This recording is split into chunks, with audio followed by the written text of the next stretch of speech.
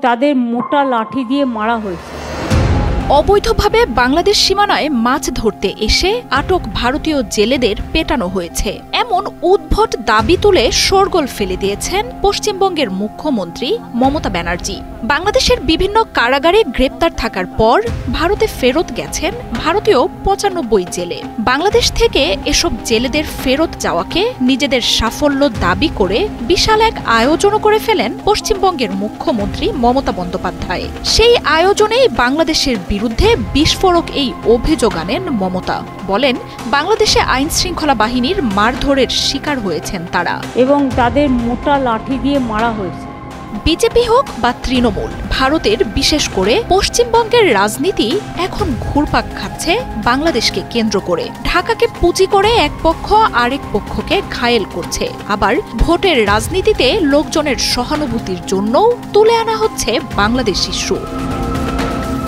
কূটনৈতিক তৎপরতায় রবিবারই দুই দেশের জেলেরা ছাড়া পান। বাংলাদেশে ফেরত এসেছেন ৯০ জেলে। ভারতের ৯৫ মৎস্যজীবীকেও ভারতীয় কোস্টগার্ডের হাতে তুলে দেয়া হয়। ভারতীয় এসব জেলেদের বেশিরভাগই ছিলেন পশ্চিমবঙ্গের কাকদ্বীপের বাসিন্দা। ভারতে ফেরার পর সম্প্রতি দুই দেশের সম্পর্কের টানাপোড়েনের জেরে আলোচনায় থাকা এসব জেলেদের সাথে দেখা করেন পশ্চিমবঙ্গের মুখ্যমন্ত্রী মমতা বন্দ্যোপাধ্যায়। এরপরই তিনি বাংলাদেশি আইন শৃঙ্খলা বাহিনীর বিরুদ্ধে বিস্ফোরক অভিযোগ আনেন। সোমবার পশ্চিমবঙ্গের গঙ্গাসাগরে মেলার উদ্বোধনী মঞ্চে জেলেদের ডেকে নেন মমতা। দেখা করার পর জেলেদের হাতে তুলে দেন ১০,০০০ টাকার আর্থিক সহায়তা। ওই মঞ্চ থেকে মমতা বলেন, ফেরত আসা কয়েকজন জেলেকে খুঁড়িয়ে খুঁড়িয়ে হাঁটতে দেখেন তিনি। পরে এই নিয়ে জেলেদের প্রশ্ন করার পর তারা মারধরের কথা জানান। দড়ি দিয়ে শক্ত করে ২ হাত বেঁধে কয়েকজনকে মোটা লাঠি দিয়ে বেধড়ক মারা হয়েছে। মমতা বলেন, বাংলাদেশ থেকে ফেরা কয়েকজন মৎস্যজীবীর কোমর থেকে পা পর্যন্ত চোট রয়েছে। জামাকাপড় পরে থাকায় বাইরে থেকে তা বোঝার সুযোগ নেই। জামা কাপড় পরে আছে বলে বোঝা যাচ্ছে না তারা কাঁদছিল বলে জিজ্ঞেস করছিলাম। পরে এসব আহত জেলেদের চিকিৎসা সেবা দিতে স্থানীয় প্রশাসনকে নির্দেশ দেন তিনি। প্রায় ২.৫ মাস বাংলাদেশের কারাগারে বন্দী থাকা জেলেদের বিষয়ে উদ্বেগ, উৎকণ্ঠা এবং তাদের ফিরিয়ে নিতে নিজের তৎপরতার কথা তুলে ধরেন মমতা।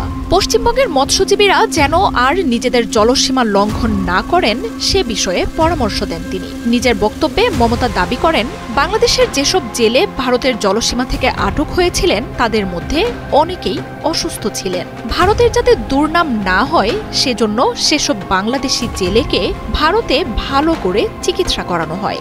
বাংলাদেশে ফেরত পাঠানো পর্যন্তই তাদের খুব যত্নে রাখা হয়েছে বলে দাবি করেন মমতা। প্রায় মাসখানেক আগে আমাদের সীমানায় ঢুকে পড়ে।